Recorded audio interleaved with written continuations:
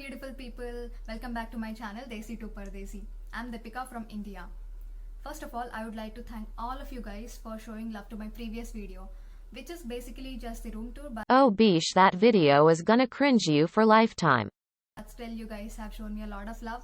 Thank you so much for that. So anyways, let's come back to the main point.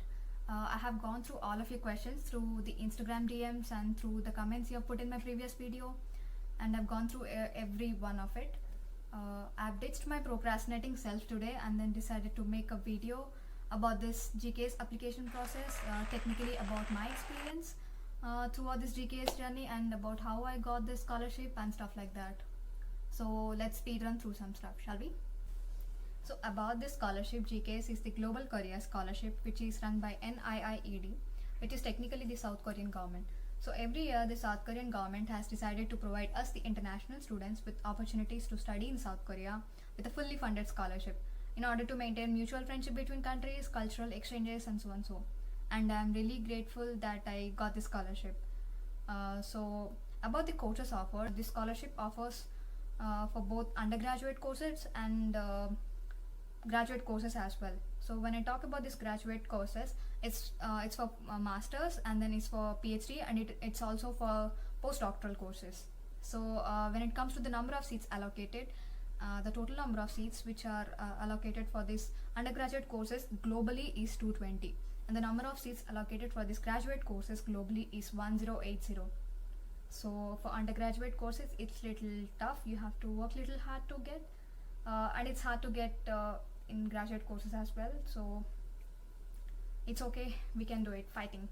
So the undergraduate applications will be opened in the month of September, and the final results are generally announced in the month of January. And for graduate applications, it opens in the month of February, and the final results will be announced in the month of June.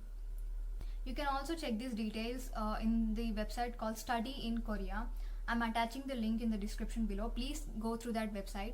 That website is the official website for this GKS scholarship. So that is it about the GKS scholarship. Now let's talk about the scholarship benefits. So when I talk about the scholarship benefits, the first one is your airfare will be covered. So the airfare, which means the plane tickets, the money required for it, it will be covered twice. So once while coming from your native country to Korea is covered, and then after you completing your course, the second time while you come back to your native country, that airfare is also covered. So your airfare twice is covered, but only the international tickets, not the domestic tickets though. And the second benefit is that while you reach the Korea, you will be getting a settlement allowance of 200,000 Korean won, which is just the settlement allowance, and you will be getting it only once after you enter the Korea. The third thing is the stipend. You will be receiving a stipend of about 1 million Korean won every month till you complete the course. So for postdoctoral course it's little different, but for rest of the courses it's 1 million Korean won. So the fourth scholarship benefit will be your tuition fee. So the tuition fee for both your the language program and the degree program will be covered, so you don't have to pay anything. And then the fifth scholarship benefit will be the medical insurance. You'll be getting around 20,000 Korean won per month as your medical insurance.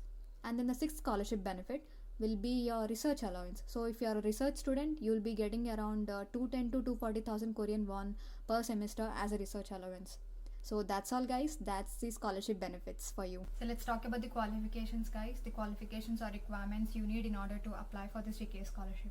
So the first thing is the application should not hold a Korean citizenship. And the second thing is both the parents of the applicant should hold a citizenship from their country of origin, from their own country of origin. And the third one is regarding the age restriction. So for undergraduate applications, whoever is applying for undergraduate courses, their age should be below 25 years. And for graduate courses, the age should be below 40 years.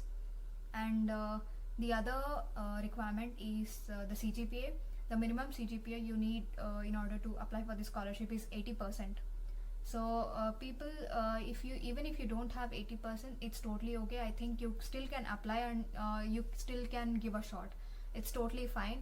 You can make the rest of your profile look good, and you still can apply. So don't lose hope. Even if you don't have 80%, you can still apply. Okay, you have to just go through the study in Korea website and then check again and again. Maybe for me it was like that, and then maybe it may change for next year. It depends on some factors. Go through that website again and again, I'm telling you. So let's talk about the next part of the video, which is about my experience through this GKS application process. So regarding this GKS application, you can apply to the scholarship through two tracks. One is the embassy track and one is the university track. You can apply either one of them. So through embassy track, you can select up to 3 universities for the scholarship. Whereas in this university track, you can only select one university. If you select more than one university through this university track, you'll be disqualified. So that's how it works. So I was a grad applicant, and then I applied for my master's through university track. So I'll be talking about my journey as a grad applicant through university track. And then if you guys want me to do a video separately about this embassy track application process, please do let me know in the comment section below. Also, this is also I'll be talking only about this grad application.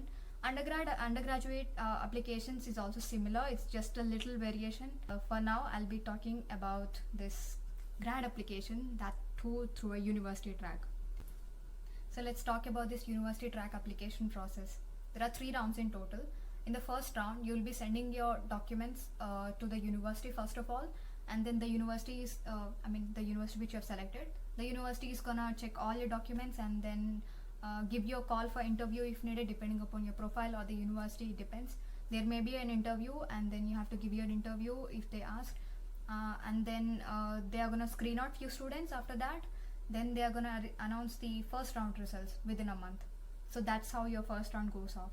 And then when it comes to second round, the selected students, whoever was selected, the university is gonna send their documents to NIIET. So what NIIET does over there is they just screen out few more students, they check all the documents, they screen out few more students, and then announce the second round results within another month. I think within the month of June. Yeah, within the month of June they announce the second round selected students too. So that is how your second round goes in university track, through university track.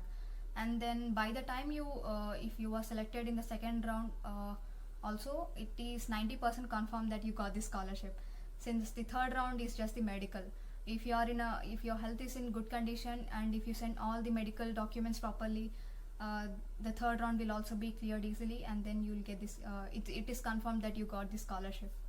So that's all, guys. That's the application process. And when it comes to application form, there will be 8 forms in total. I'll tell you about each form, how it's gonna be, so that you can take that as a reference. Maybe it will help you in some way. So let's talk about the application document. So when I took the printout, the first thing I found is a checklist. So you have to just tick the documents which you're gonna send to the university. Don't tick any part which you're not sending. I mean, if you don't have a document, you shouldn't tick that box. So it should be that way. Don't just tick the documents with whatever you're sending. Okay, that's the first thing. And the first form which I found is the basic details, just my name and the nationality and then stuff like that, and then my previous university where I've studied, where I did my bachelor's, and then my CGPA and stuff like that. So the first form is just the basic details of yourself. You have to just fill everything. And then the second form which I found is about this personal statement. So the personal statement and SOP are very crucial to this scholarship, guys. So you should be extra careful when you're writing your personal statement and SOP. So I'll tell you about this personal statement. There is actually no specific format to write this personal statement. You can write it as you wish, but I'm gonna tell you a few things which you shouldn't include in the personal statement. The first thing is I know that we all are a fan of K-pop and K-drama, but if you write that I love K-pop and K-drama a lot, that's why I want to come to Korea, you're not gonna get this scholarship. It shows that you're cringy and desperate, but no, that's not gonna work. So you can just tell them that I am introduced to South Korea through K-pop and K-drama. You can tell it this way, in a positive way, so that you're not desperate, and then you're not it shouldn't look as if you're fetishizing Korea a lot. Even though I'm a big K-pop fan and then K-drama fan, I tried not to mention that because it would look little cringy, so I didn't do that, guys. I didn't do that. But I love K-pop and K-drama, but I didn't mention that. So anyways, and the second thing which you shouldn't include in the personal statement is about your financial problems or something. your personal problems. For example, of course everyone have financial problems, but you shouldn't write in a way that for example, I'm so poor, I don't have money, that's why I want the scholarship. Please don't write these kind of things. It'll sound little inappropriate, because the main motto of this scholarship is to select the students who are who excel in their field of interest, and who will be little helpful to their country, not because one is poor or have a lot of financial problems. Please don't mention these kind of things. Instead, you can say that these are the challenges I faced and this is how I overcame it. Yeah, you can say it in this way. This would sound perfect, but don't just exaggerate it. Just round it up in 2 to 3 lines, and that would be perfect. And also another important thing is your personal statement should be able to answer 5 questions. Okay, so the first question is why you chose South Korea, and then what are your plans after coming to Korea, and then third one is why you chose the major, and the fourth one is your future plans after completing your studies in Korea, and the fifth one is your conclusion. Your conclusion should be short and crisp. It shouldn't be too long. I can suggest you these things. So your personal statement should be able to answer all these 5 questions, so that it would be little perfect. And also another tip I can give you while writing personal statement is that start writing it early. For example, the grad applications will be start opening in the month of February. You can start writing it now itself, from the last week of November, so that you can have a lot of time to rewrite it, and then perfect your SOP by the time you send your application.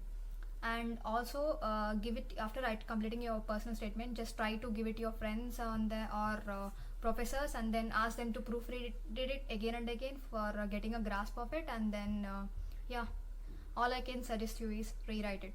And please don't ask me for my personal statement, guys, because it's personal. Yeah, and also even if I share, it would harm you only. And please don't try to copy anything from internet. Please write your SOP on your own, and then personal statement on your own, and it should be honest. It should look like it's your personal statement, not like you're copying someone else's.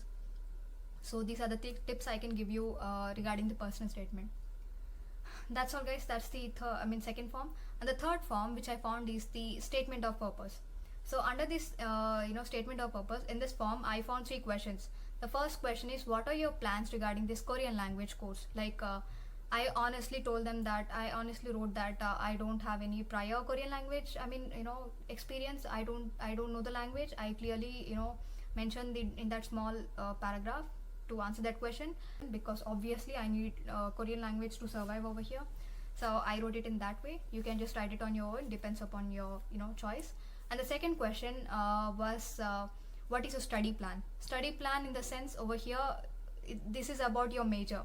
Like, what are you wanna do after coming to Korea? That's your study plan. And the third question was about your future plan in Korea. So what are you gonna do after complete your studies? You can just write it in 4 to 5 lines about your future plans after what do you wanna do in Korea. And the fourth form which I found is the research proposal. This is for PhD and postdoctoral students, not for masters and not for undergraduate. So I didn't fill that. I just left that form. So the fifth form I found was a recommendation letter.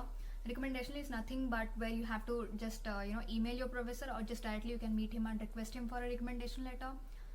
But over here in the application form, they have already provided you with a template of the recommendation letter. You can ask your professor to fill that template and then sign it up, or your professor can directly write it on top of university's letterhead, a letterhead, recommendation letter on his own. He can do that.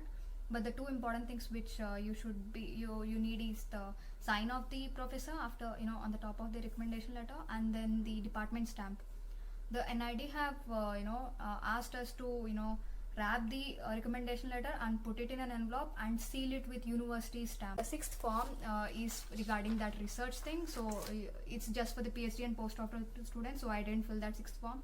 And the seventh form is regarding this GKS agreement. So I just ticked everything and then I signed it up. And then the eighth form is just the medical assessment. My health was okay, so I didn't I just ticked everything okay. That's all, guys. That's the application process. That was everything whatever I did.